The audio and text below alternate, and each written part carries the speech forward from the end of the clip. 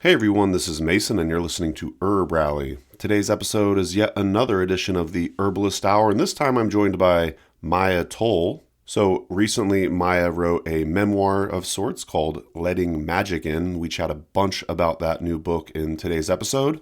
So Maia, after pursuing an undergraduate degree at the University of Michigan and a master's at a New York university, she also apprenticed with a traditional healer in Ireland, where she spent extensive time studying the growing cycles of plants, the alchemy of medicine making, and the psycho-spiritual aspects of healing. Maia maps new pathways for seeing our lives, inspiring those who encounter her work to live with more purpose, more intention, more meaning, and maybe even more magic. So I had the privilege of hanging out with Maia in person a few years back. This interview was done via Zoom, but it was really nice to catch up with Maia. We haven't spoken in a while, so it was awesome to do this interview with Maia and learn about her and her new book. You can learn more about Maia at maiatoll.com. I will leave a link to that in the podcast show notes.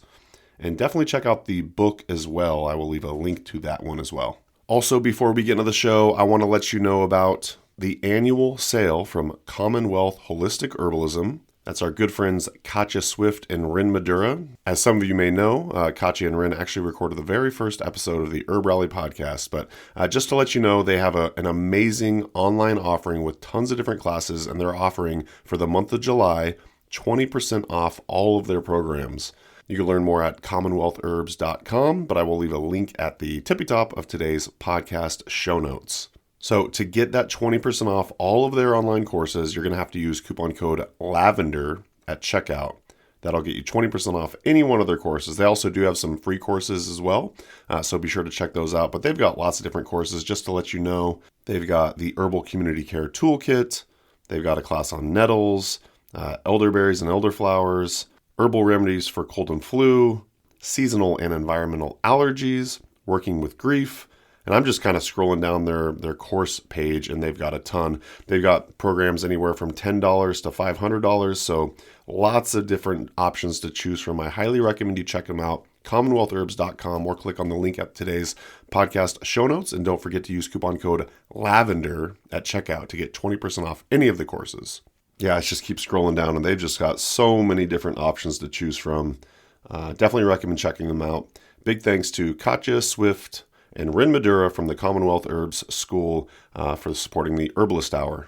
Also, before we get into the show, I'd love to shout out I Am Grows Green on Apple Podcasts. They left us yet another 5-star written review, and they say, "Rally and inspire. Thank you to all who put together these fun and informative podcasts that inspire and educate, exposing the audience to creative and innovative folks and their practices and products with humor and light makes this podcast a must listen. Cheryl." Thank you so much, Cheryl. Yeah, we really do try to do our best by bringing on a variety of guests and topics, etc. And I'm glad that you find the interviews lighthearted and humorous as well. That makes my day. Also, shout out to Amanda, who does a lot of the editing of the video version of these podcasts. Yeah, there's really a lot that goes on behind the scenes for creating these. I think I did the math one time. It's about 7 hours per episode of work and prep and post-production, etc. So thank you for noticing, and we're just doing our best. And if you ever have any feedback for us, how we can improve, please let me know. You can email me, mason@herbrally.com. And to everyone else who's been listening, if you don't mind, please leave us some sort of ranking and review. And your podcast player of choice, including a written review, would be absolutely amazing. Love reading them. Always brings a smile to my face, and I'll read them here on the show if you end up leaving us some sort of written review. So big thanks, Cheryl. Thanks to you all for listening. That's going to do it for me today. Hope you enjoyed today's episode with none other than Maia Toll. Talk to you very, very soon. Bye. Welcome to the Herbalist Hour. This is where community gather, merging the power of people and the flowers, the sweet and the bitter to the salty, the sour. Umami, it's time for the Herbalist Hour.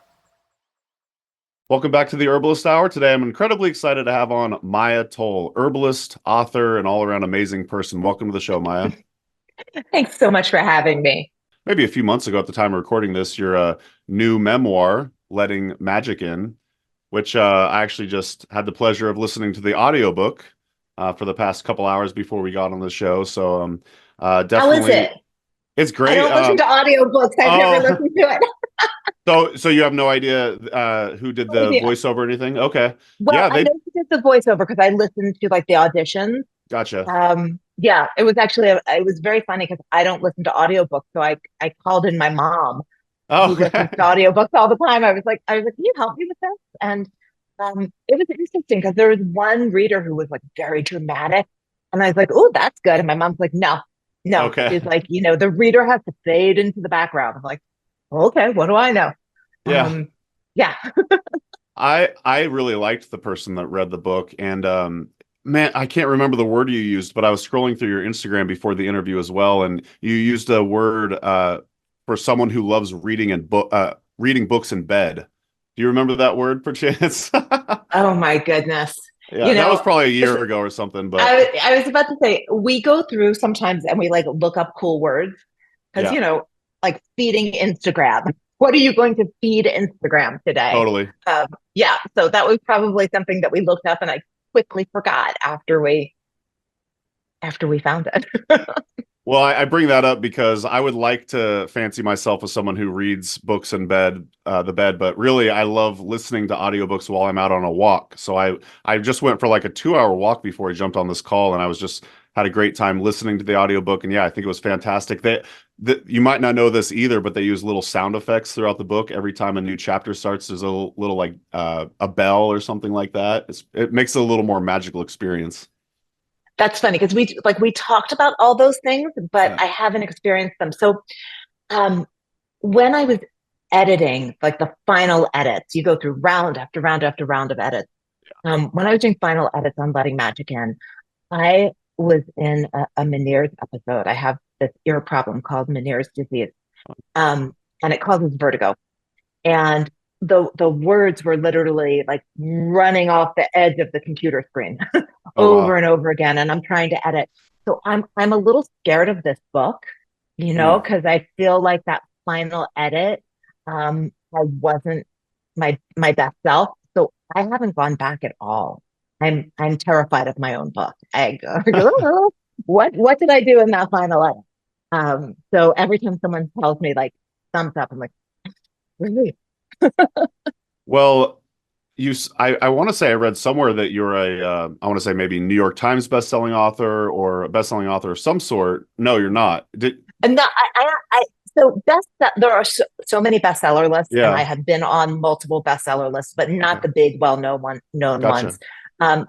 Y'all, if you have a favorite author, the way you get them on a bestseller list is you pre-order the book. Because what Yeah. happens then is all the pre-orders, they don't go through the day you pre-order. The day the book is released, all those pre-orders get registered at the same time. So if like everyone pre-orders, then the day the book is released, it's like 8,700 copies sold, New York Times bestseller. So yeah, you have a favorite author. That's the magic juice. That's how you do it. Well, good tip. Yeah, I was just wondering if this was that book, but of course you've written a lot of books. I mean, so for those watching on YouTube, I'm holding up the memoir here, Letting Magic In, but we've also got a copy of the Illustrated Herbiary, and you've got just a bunch, I want to say like the Crystallary, if I'm getting that Yeah, right. so the Illustrated Herbiary became a series based on the ancient medicine kingdom. So, for those of you who have studied traditional Chinese medicine, you know that the medicine kingdoms are animal, vegetable, mineral. So herbiary is vegetable, hmm crystallary is mineral, and bestiary is animal. And then there's a book called The Wild Wisdom Companion that kind of shows you how to use all those around the wheel of the year. Okay. Um, so I had a really good time. Like I'm trained as an herbalist, but I've also studied with a guy named Jeffrey Yuan, who is uh, many, many generations. Like he's either 87th or 78th or something like that generation Taoist monk. Oh wow. And so I I studied crystals with him and with one of his students. And this idea that we're using not just plants, but kind of the entire ecosystem of the earth Mm. can contribute to our healing. I love the idea of that kind of giant web of life and not life working together.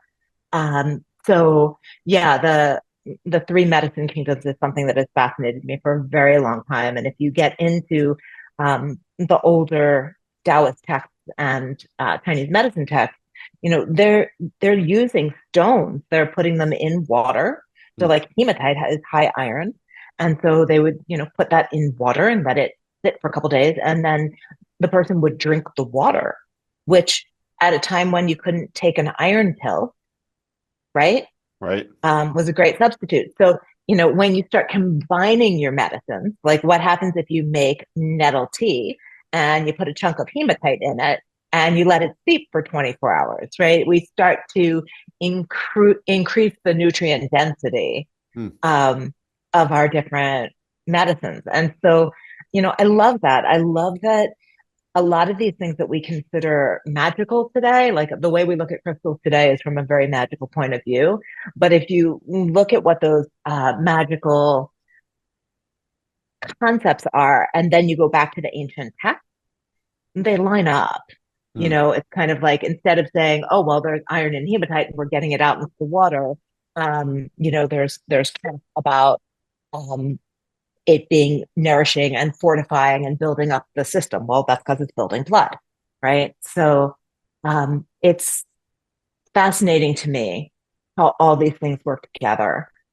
We use animal medicine all the time. If you have a hamburger bunch, you just ingested animal medicine, right? Which is why I think we need to be conscious where we're getting our meats from, Mm. right? You're taking the energy of that meat. So um, while there are a lot of reasons to support local and organic, one of my personal reasons is I want a happy cow, Amen.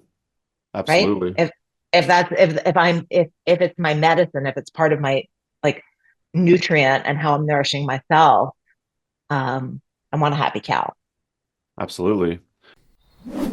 Just a quick break from the show to let you know about the Herb Rally events page. Did you know that we add new herbalism events from all over the United States and the world for that matter on an almost daily basis? You can peruse herbalism events at herbrally.com/events and hopefully find something in your neck of the woods. You can also search by state to make it even easier to find a plant walk, conference, or class near you.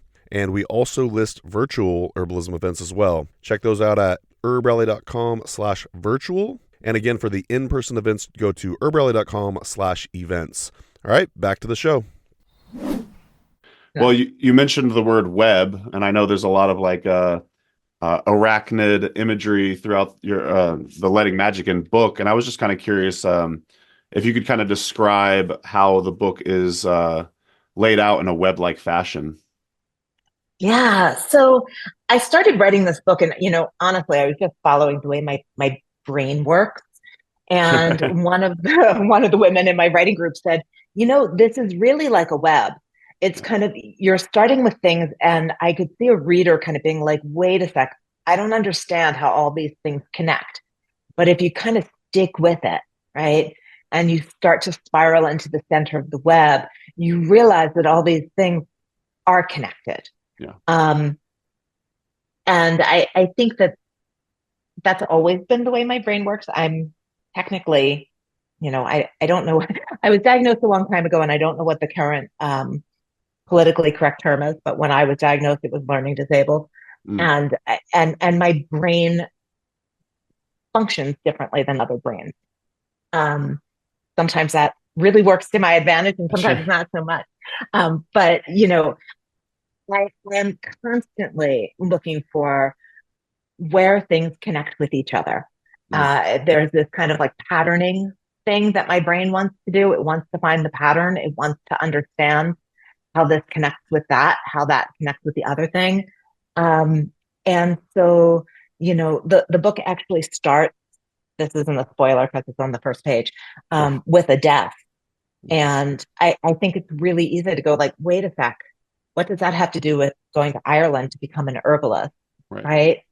But for me, one of the most important things about being an herbalist, truly for me personally, more important than the individual plants and their names and their medicinal properties, is this connection to the cycle of life, to the understanding that things work through a cycle, and there's a birth point and a flowering point and a fruiting point and a death point, this point where things go back into the earth and are composted. And in working with clients for, a dozen years, I think that getting people to understand that cycle was the best medicine I could give them, because we're in a culture where we're go, go, go, go, go. We're flower, flower, flower, flower. Oh, you can fruit a little bit, but, kind of keep popping, pop, pop, pop, pop, pop. And that doesn't leave room for the regenerative parts of the cycle, which are so important for healing. So getting people to understand that, getting people to understand that, like, death is okay. Yeah. Right. I was watching, did you watch The Great, about Catherine the Great? I forget what, it was Netflix or Apple or something. No. So it's based on the life of Catherine the Great. It's very spoofy. It's a bit over the top. If you're offended by over the top, don't watch it. But there's a doctor in there, and the patient says to the doctor, if we do this, are we going to be able to cure me? And he says, if doctors could cure everything, then people would think that they didn't have to die, and they'd forget how important death is. And I was like, bingo. That's interesting. Yeah. Yeah. Do you think weaving this web of writing this book was healing and like cathartic for you? It's interesting because a lot of memoirists say that. I think for me, I was a writer long before I was an herbalist. I was a kid who was writing stories. And I was a very late reader. I didn't start reading until I was like 8 or 9. And I started reading because a teacher or a camp counselor started reading us a book, and she didn't finish it before the end of the summer. And I needed to know what happened. I got in the car, was like, straight to the bookstore. My parents were like, who are you? So I started reading fantasy.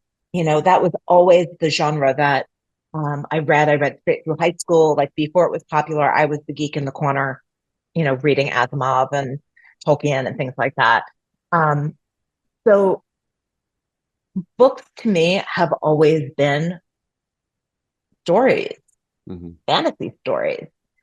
And at some point, I realized that I wasn't going to be a novelist. You know what I mean? Like that for whatever reason, I didn't have that world creation thing going on in my brain. But I had this one story, had this story of being a person who sold their house and left their job and went to Ireland for a year to study with this like strange woman in the middle of the countryside. And so writing that book had been a driving force for many, many years. I wanted to be an author. Every book up until then was me teaching myself to write well enough to be able to write the memoir. The Herbiary, the very first book, was actually started because I started the memoir in 2016, I think. And at the head of every chapter, I had a plant description. And when I was workshopping the book, nobody liked the book, but everybody loved those plant descriptions. And so I was like, okay, it's going to take me a long time more to get to the point where I can write this larger book, but these plant descriptions really seem to be grabbing people. And so that's what became the Herbiary. Right? So like everything was training wheels for letting magic in. Totally. Yeah, you mentioned being fascinated by, who was it, Lloyd Alexander? I think that was the book that you were reading at the summer camp. And the camp. Ursula Le Guin, Tolkien, etc. And I had this coworker back in the day who was always reading those types of books as well. And I remember them telling me about their dreams, on a somewhat regular basis. And they were always so magical. And, there's like dragons and stuff like that, and just really amazing scenes that were painted in their mind as they were dreaming. And I was like, shit, I wish I had dreams like that. They're always usually like stressful or going over the previous day or my anxieties or stuff like that. And And I still to this day don't have super magical dreams. Sometimes I will on occasion, but I'm just kind of curious, do you think consuming those types of books, filling your head with that type of magic is one way that we could practice and practice magic and bring it into our lives? Absolutely. I think that one of the things that was very strong for me from a young age was this idea that we are more powerful than we know we are. And not in the ways that the American dream tells us we're powerful. Not like you're going to go be president powerful, but you have an internal fortitude that that comes from your mind and your intuition. And those books are what taught me that, more so than like any teacher or any human in my adult life. Those books showed me that there's potential for things we don't understand. Hmm. And I think that that's what actually got me into herbalism. I was going through an illness. I have a very mercurial constitution. Something is always going sideways. And my medical doctor finally said to me, "Look, Western medicine is not gonna help you with it." Hmm. And this was in the 90s. I mean, Western medicine was all there was, and I was a like Philadelphia suburban kid. Um, I didn't even know like I didn't even know a word like acupuncture or homeopathy. Like that wasn't even in my vocabulary to talk about or think about. So this doctor happened to be studying Chinese medicine, and she said, illnesses come in patterns. And the patterns that we look for in Western medicine are not the patterns that you're presenting with. But if you go to another system, they have different patterns. Hmm. And it was mind boggling, right? I was like, wait, there are different systems and there are different patterns. And we can take the same exact world, the same exact set of symptoms and come around, 180 degrees and look at it from a different angle. And so that was really my introduction to herbalism. It was, in the stew pot with all these other modalities that I was like, whoa, we can start coming at things from different angles. And having the kind of brain that I did, I started to apply that to my whole life, Hmm. like, oh, wow, we don't have to just walk this direction. We can come around this way or that way. And I like the way that I often express it is you don't need a front door. A window works, a back door works. Like there are lots of ways into the house. And herbalism for me was one of the ways into the house, Hmm. and I was like, oh wow, there's this thing. And I wasn't living in a place, I was living in New York City. I wasn't living in a place where it was about green growing things. It was about dried herbs at the Right. the dusty health food store, because health food stores were not Whole Foods at that point. Um, and it was one of many things. It's been really interesting to listen to herbalists, like as I've kind of come up through this culture, and like why people became herbalists. And so many people are very plant-based. Like I'm good friends with Juliette Blankburn. She was Hmm. telling me about how like a plant spoke to her, and she was like, "Oh shit, I guess like there's this whole plant thing going on, and I need to learn about it." Um, that was not my experience. I was kind of the hard-headed rationalist that my poor teacher was just like, "Go sit with a plant." I'm like, why? It took me a very long time to find that connection. And I think the reason I ultimately did, back to your question about, those types of fantasy books, was I kind of went back to the models of those books. It was like, hold on a sec. How did you know, the herbalists in those books behave? How did the magicians, the alchemists? Oh, okay. Like, because I was getting these broad instructions, like go sit with a plant. I'm like, why? So yeah. Yeah. Well, you mentioned this herbalist. I want to say in the book you call her a witch that you studied with in Ireland. I'm just kind of curious how that came to be. Who is this person? What did you learn from her? And Is that kind of like would you say your main herbalism background, or have you studied with others as well? Yeah. So um, I've studied with a lot of people. So after Ireland, I was in Ireland for a year, and then I came back. I did Rosemary Gloucester's advanced herbal training, which at that point she was bringing in different people every weekend. Then I did 3 years with David Winston.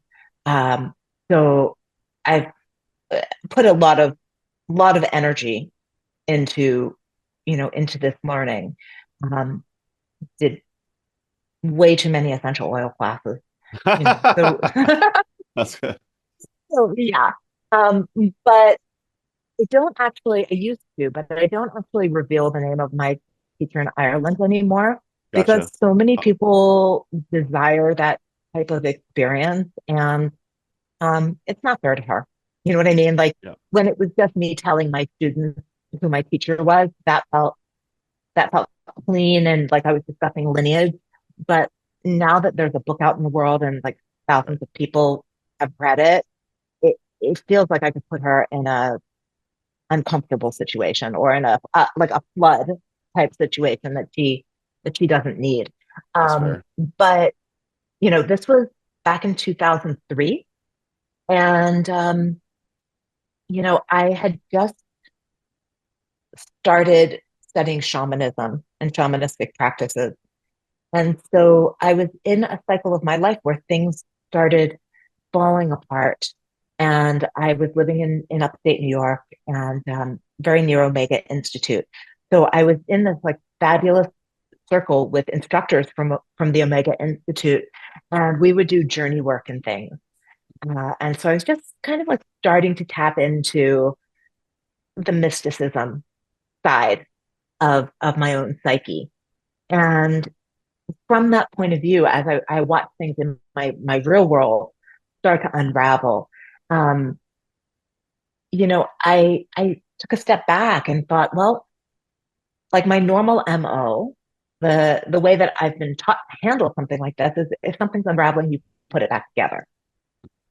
But from this point of view of um, living on a spiral and in the cycle of the seasons and being okay with death. What happens if you say it's okay if this particular life dies? What if you help? What if you actively work toward that death? And that attitude made something very different happen than what normally happens when, like normally the leaves would start to fall off the trees and I'd be gathering them up and gluing them back on. And how do I make it look the way it was before? And so instead of doing that, I was like, well, how do I dismantle this life and see what's next? And I got very into the dismantling. I put my house on the market, and I was teaching. I had a number of part-time teaching jobs. I started, wrapping those up and letting things go. And in the midst of this, I had this moment where I was like, oh, wait a second, girlfriend. Nature abhors a vacuum, and you are creating a humongous vacuum. Hmm. And anything, like, again, back to my fantasy book, you create like this big empty space, anything can come in. If you're not controlling the edges and the boundaries and saying, like, here's what's allowed in, then you're opening yourself up to any kind of energy. And so I was like, well, I need to start to at least plant the seeds of what's next. And I made this long list of things that I'd always been interested in. And it was a long list. It was like weaving and pottery and photography, and herbalism was on that list. Mm. So this was early internet. Google didn't exist. My search engine of choice was Alta Vista. Um, and I started, like just searching around for ways to study these different things. I figured property values where I lived had gone up so significantly that I probably had at least a year sabbatical that I could give myself on the profits of the house. And so I was like, what am I going to learn? What am I going to do with this time? And then one night I had a dream. And in the dream, I was clearly shown Ireland. Hmm. And I was like, okay, what is this place? And I was told, this is where you're going to go for your initiation. Hmm. So my Alta Vista search started changing, and it was, Ireland plus pottery, Ireland plus weaving, Ireland plus herbalism. And my teacher kept showing up, Hmm. and she wanted to be identified as a witch. She called herself a witch. I mean, she was very well trained. She actually was trained by Rosemary in the States, and she had taught at the California school. So, she went through a system that most of us would recognize. Her Irish grandmother was also an herbalist. So she kind of had these two threads coming together. Um, and, you know, like for me, seeing this woman with her long hair sitting in front of the hearth, she had on like the cloak, and I mean, like she was doing it up, and I was a little like I don't know, that's for me. But she kept coming up, and then she had a 2 month class starting um, at a time that like perfectly fit my schedule for selling the house. So there was just a lot of serendipity going on. Um, so I signed up and I went to Ireland. And after 2 months, I begged her to keep me. And I ended up staying for about a year. And when I came back, I was a different person. I thought I'd go back to teaching elementary school, which is what I'd been doing before. But, um, I ended up opening an herb store, starting a clinical practice, teaching. There wasn't much at that point. The herb conferences, like the like Rosemary had her conferences going. I'm trying to think what else was going at that point. I mean, there just wasn't much out there. Having an herb store was weird. And when I found herb stores, they often were either kind of like botanicas, like more, culturally geared towards like a Hispanic, Oh, um, you know, view of herbalism, or they were like health food stores slash herb stores that were like musty dusty and nobody ever went in them. Um, and I remember I was like, well, we should have all plant medicine here. And people thought it was so weird that I wanted to put herbs, essential oils, and flower essences in the same store. And I was like, but it's all the same stuff. It's all plants. And, face cream made from plants, that's plants too. And soap made from plants are plants too. And so like now every herb store is like that. But at the time it was considered bizarro. And I had no idea whether it was going to succeed. I opened my first shop in a 7 by 10 foot space, about the size of a large closet. And we outgrew it in 9 months.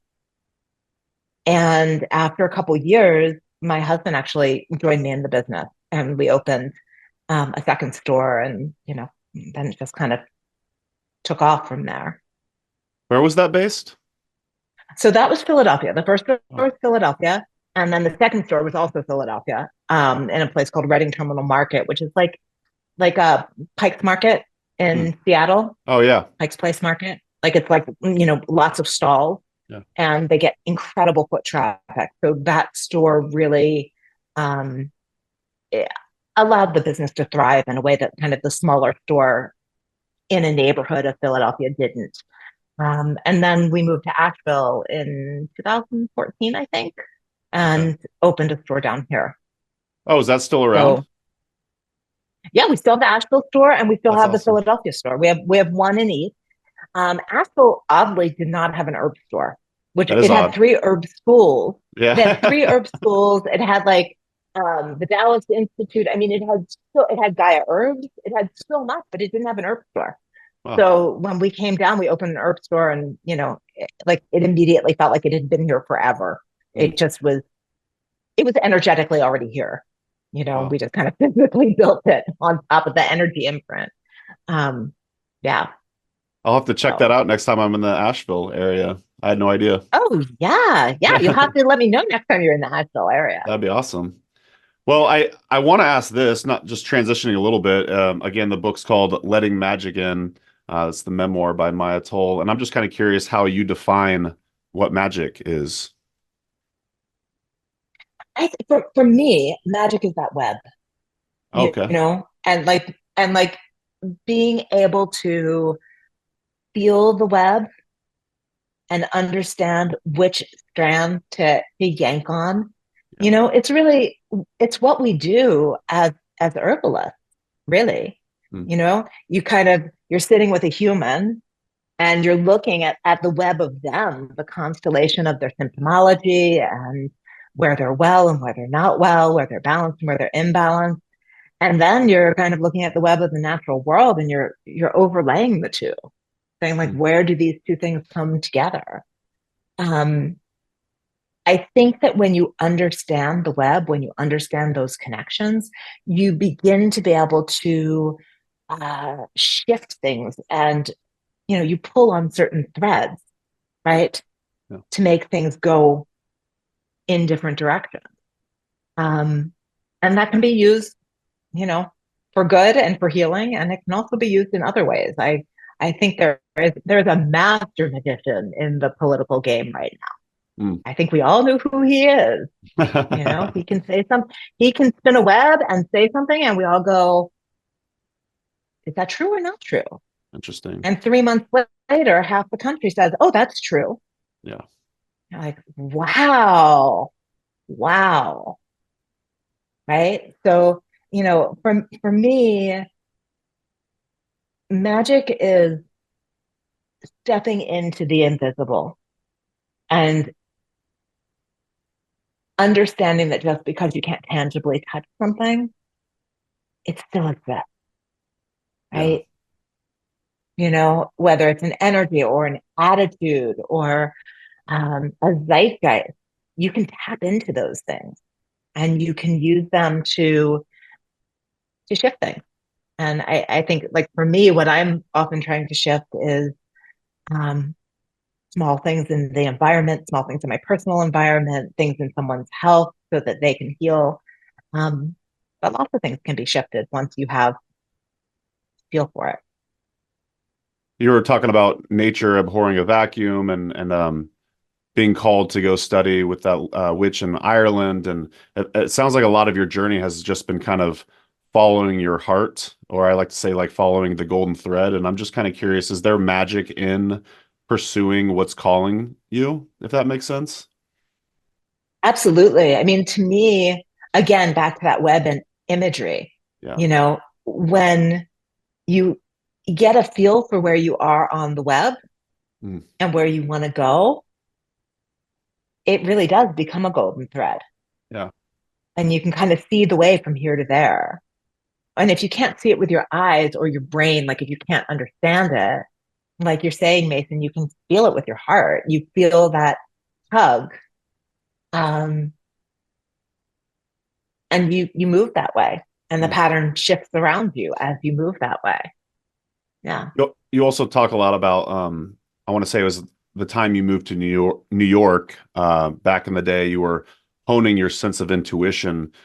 Do you think you can hone your sense of intuition by practicing this following your heart?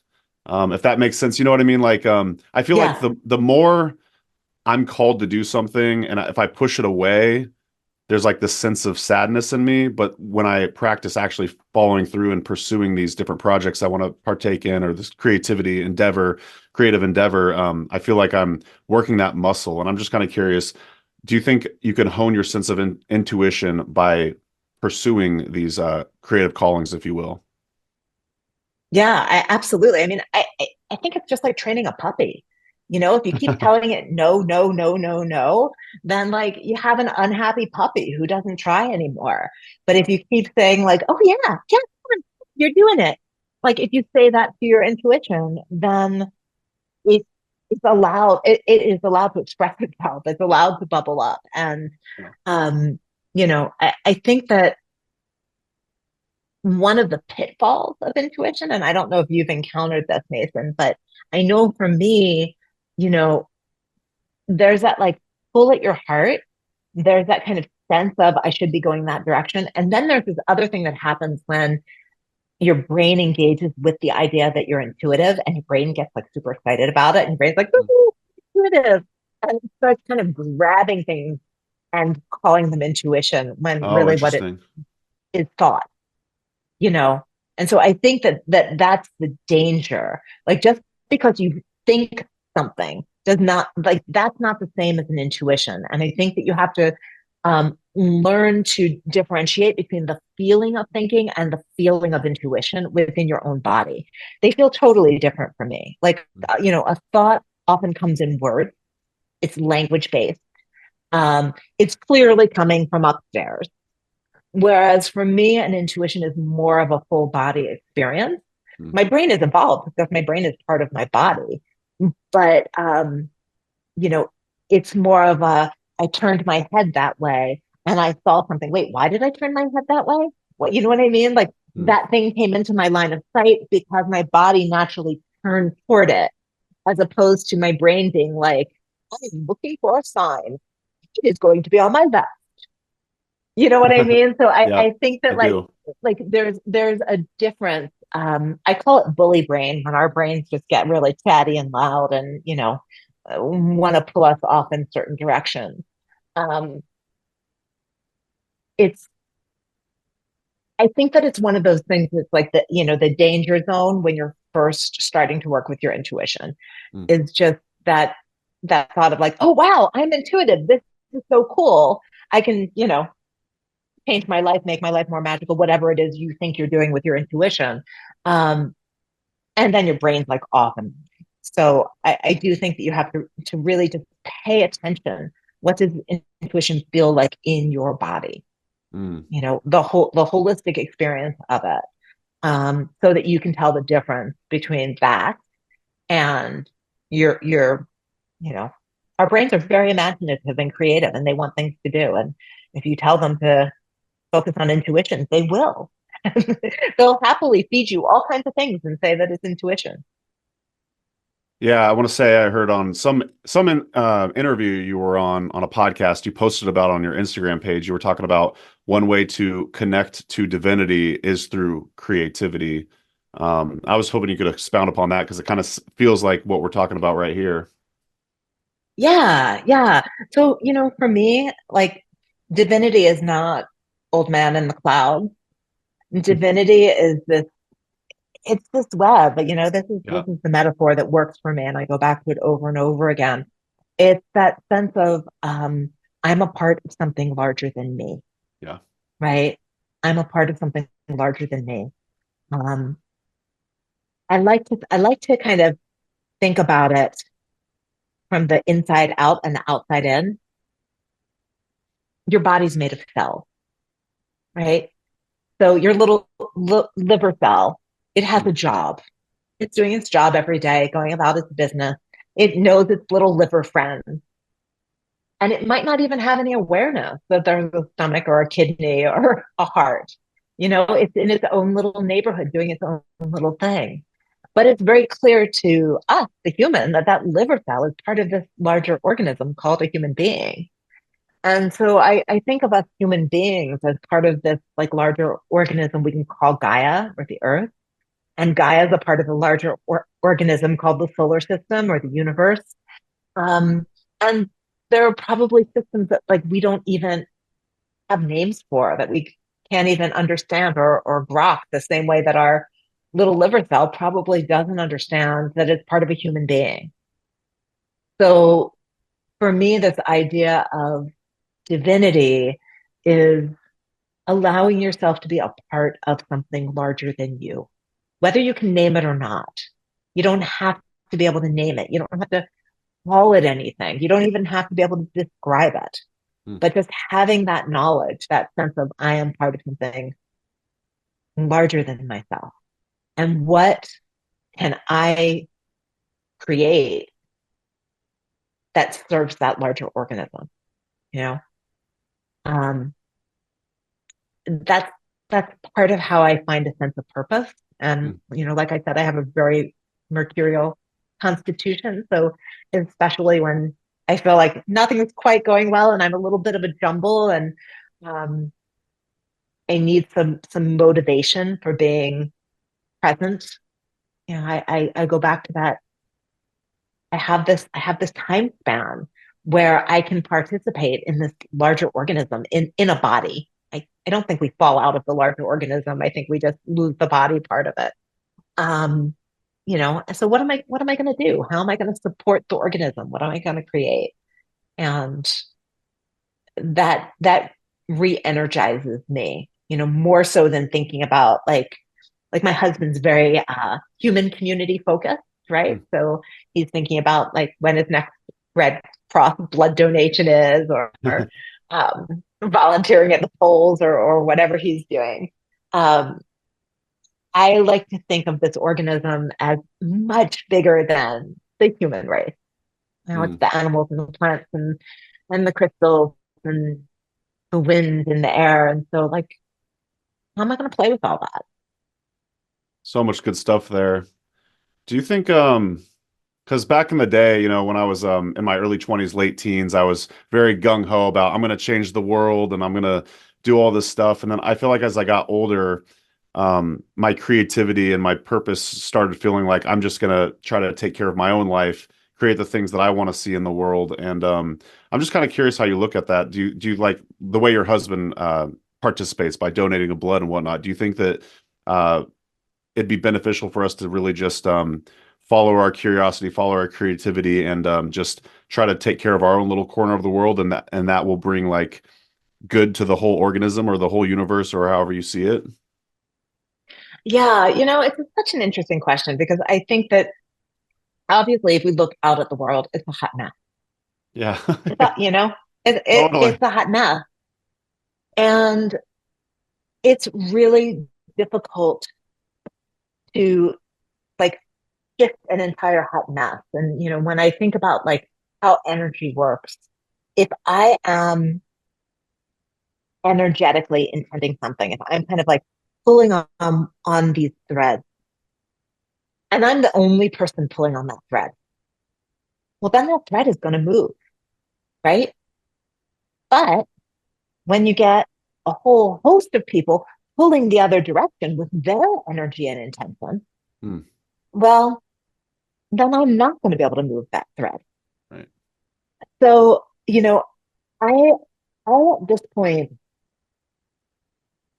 feel like we're all going to do this in different ways. Andrew's going to give blood to the Red Cross. I'm going to feel slightly guilty that I'm not.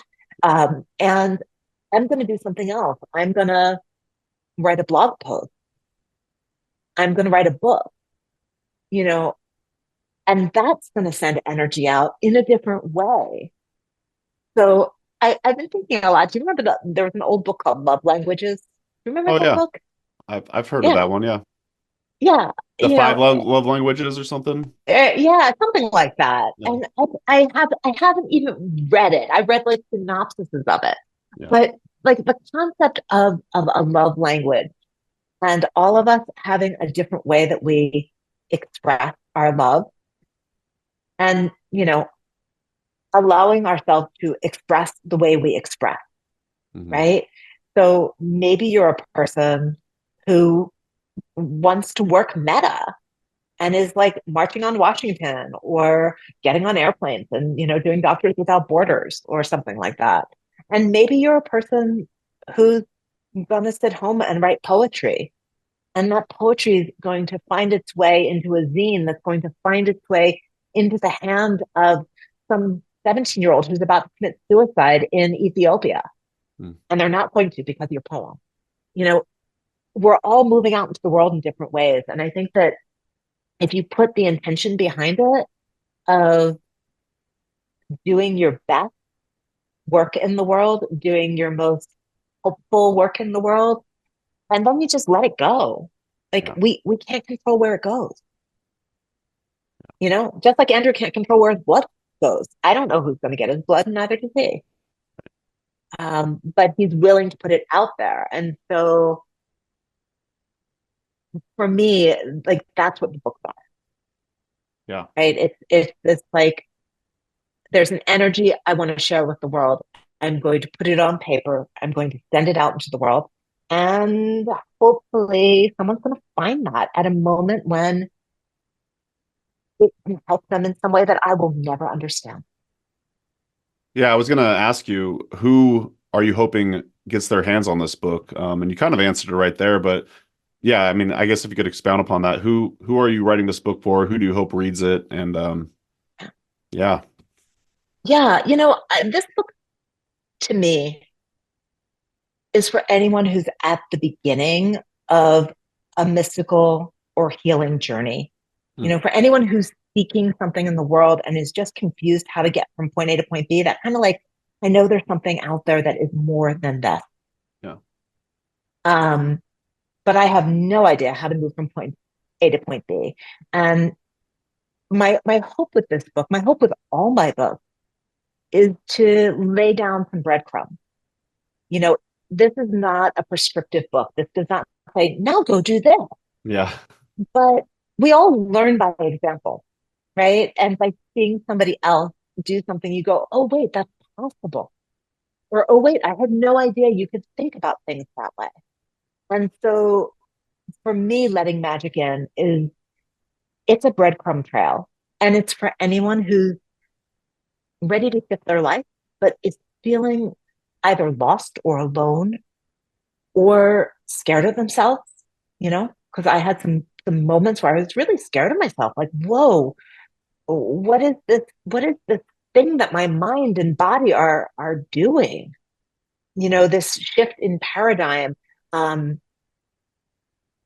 was really scary. I was not the person I had been before, and I wasn't a person that like my parents recognized. Um, and we all go through those moments, right, where we kind of crack out of the eggshell that we've been living in. Um, but we very rarely have someone to hold our hand, you know. If we're lucky, you have a good friend or a therapist or someone to walk along with you. But a lot of times we just muck around by ourselves until we get to the other side, and then we look back and go, "Oh, okay, I see what that was now." So, this is me reaching my hand back from the other side and saying, like, "Okay, come on, you can do this, and I'm going to show you how messy it is, so you know that when you're messy, you're okay. You've got this." yeah, I love that. And speaking of audiobooks, I'm actually listening to an audiobook right now about how to become a better speaker. It's written by a person who has studied a lot of TED Talks. It's a really great book. I know, and it's really great book, and a lot of what I'm reading or listening to right now, what he's talking about is how effective storytelling is compared to just like raw data. And yeah, the book doesn't, from what I've listened to so far, doesn't have, like you said, a lot of prescriptive things in it, but it's all story based. So it's going to be incredibly helpful for someone like you said who's just starting out on their journey. So yeah, I love that. And we all learn through stories. We're humans are story driven. So yeah, I also have to say I wish more herbalists would write memoirs, because I don't know, I've always just been fascinated with herbalists as people, and there's plenty of herbals out there, but I love hearing about the stories of the herbalists out there. So it was great to get to know you more through these stories. Well, thank you. The person we have to really encourage all of us to write a memoir is Rosemary, because she's That's right. talked to me about some of her stories and ideas, like from the point of view of writing a book. Yeah. I want that book. Rosemary, if you're listening, get writing.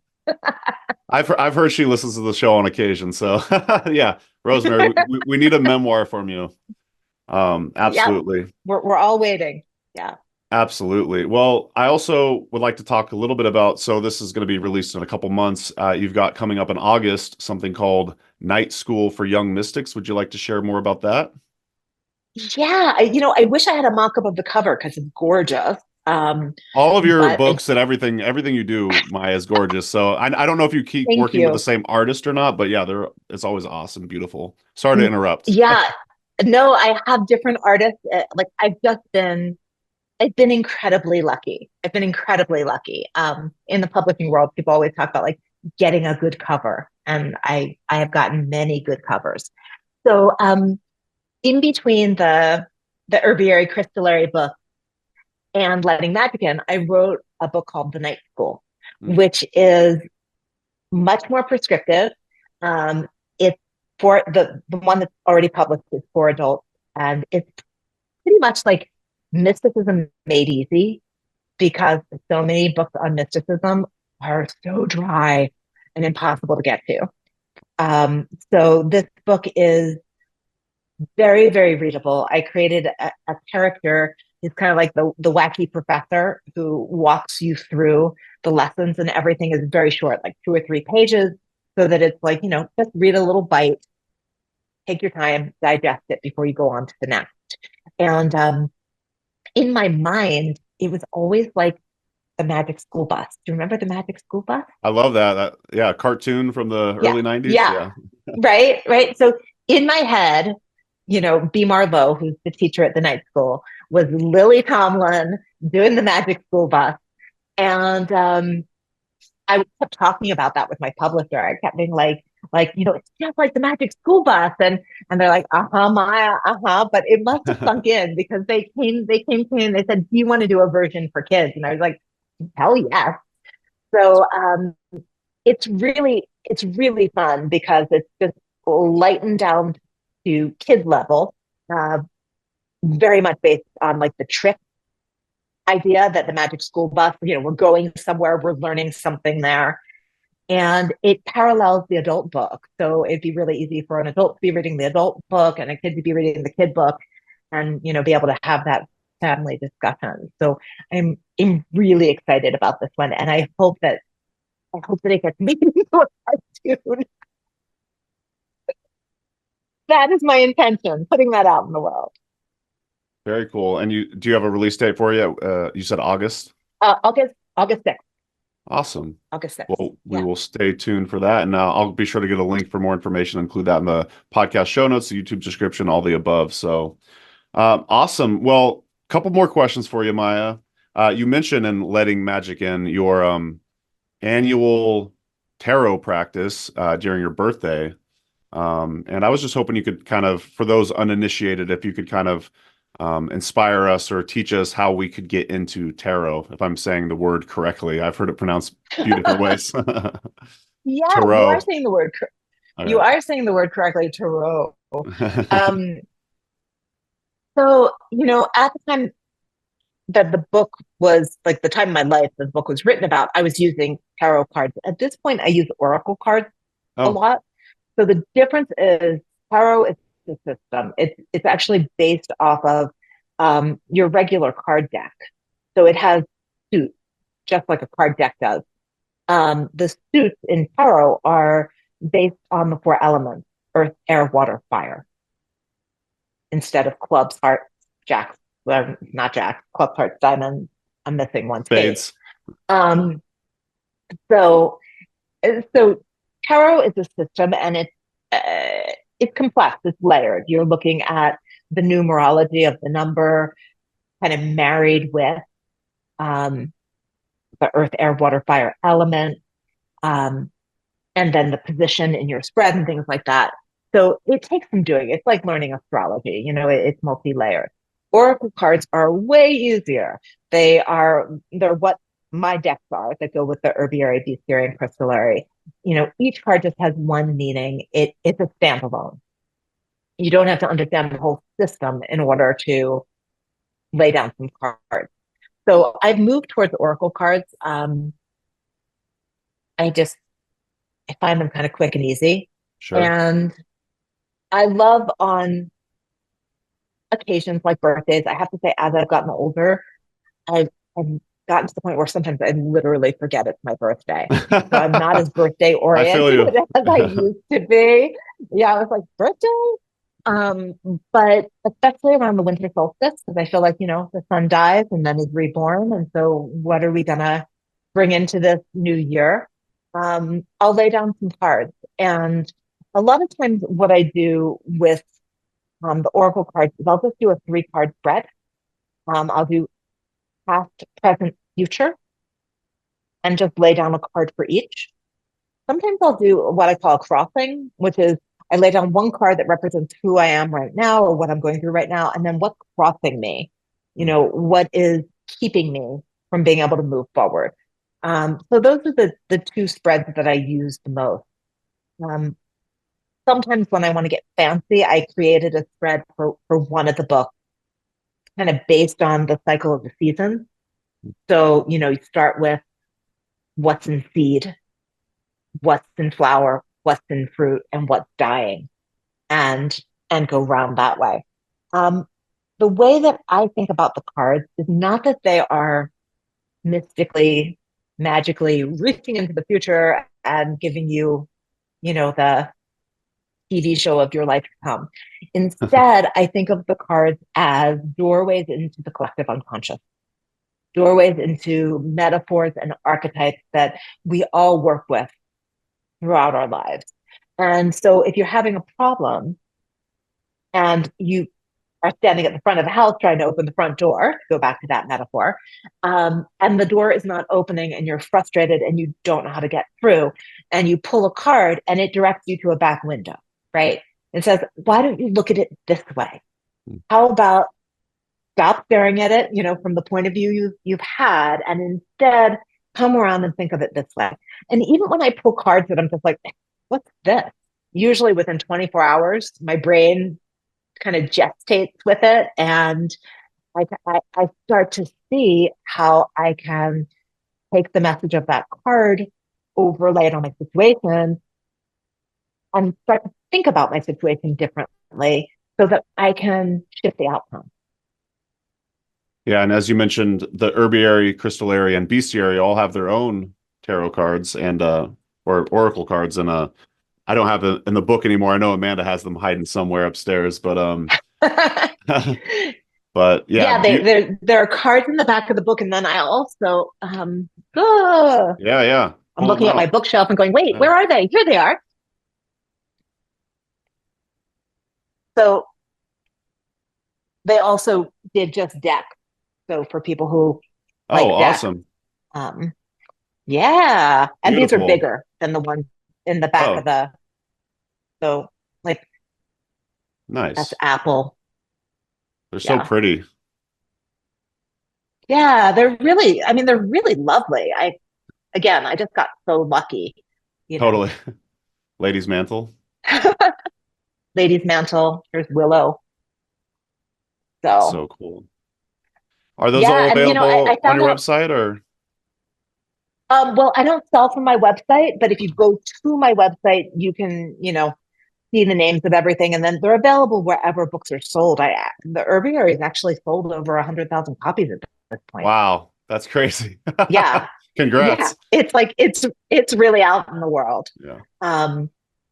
So it's it's weird. They don't announce these things to you. I found out kind of by accident. It's like, wait, we've sold 130,000 copies.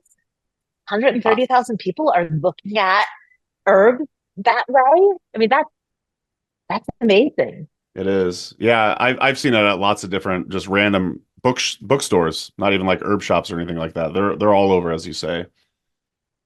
Yeah. Yeah, you can Barnes and Noble, Amazon, wherever you buy your book. Awesome. Well, very cool. This has been a lot of fun, Maia. Thank you so much for having me. Yeah. Did you have any closing words for the audience? Any advice you'd like to impart on, say, those listening, budding herbalists, whatnot?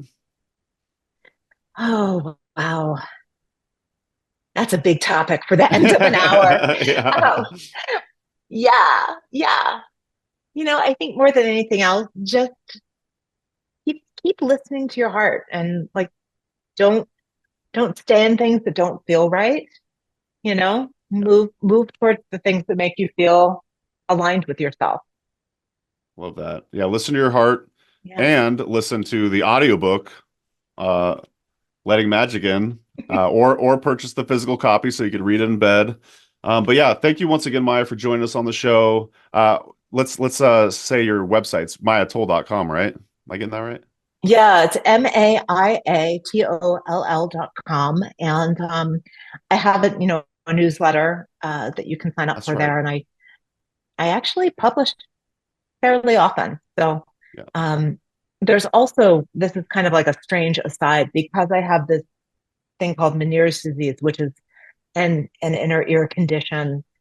Um, I've been gathering from all my herbalist and other alternative friends information on how to work with this. And there's a surprising number of people out there with Wow. either this condition or COVID ear, which is like as a result of COVID, they've ended up with something that symptomatically is very much like Meniere's.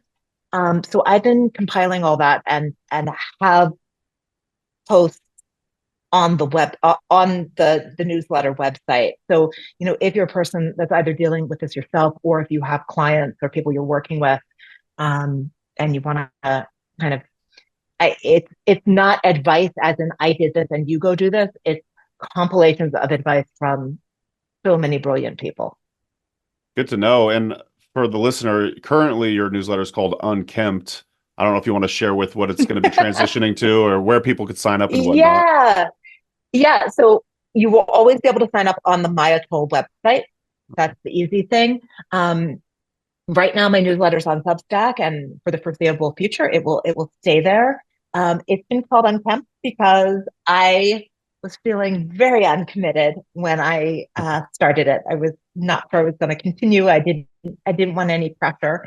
And one of the things I've realized about myself is I like commitment. I like being devoted to something, and I'm very devoted to my writing. And so I'm going to be changing the name of it in the next couple of months, probably. By the time you hear this, Yep. it will be changed to Tell Me Something True. And it's just mayaToll.com/Substack or Substack/mayaToll, something like that. That won't change, but the name you see for the title of the newsletter will be shifting. Awesome. Well, I will make sure we have the correct URL in the podcast show notes and so on. So awesome, Maia. Well, thank you once again for joining us on the Herbalist Hour. Thanks y'all for listening. Big thanks to Amanda for editing, and we will see y'all in the next episode. And that's going to do it for today's episode. Thanks so much for listening to the Herb Rally podcast. If you'd like to hear more from us here at Herb Rally, we now have a text message community, believe it or not. Basically, it's just updates from us. We send about 1 to 7 texts per week, notifying you about new events, videos, courses, podcasts. You get the idea. It's pretty much like our email newsletter, just in text form. So if you'd like to receive text messages from Herb Rally, just text JOIN, that's JOIN, to the number 541-256-2895. Again, that's JOIN to number 541-256-2895. And to stop receiving texts, that's easy too. Just text STOP to the same number. It'll opt you out immediately. Okay, thanks again for listening. Have a great rest of your day.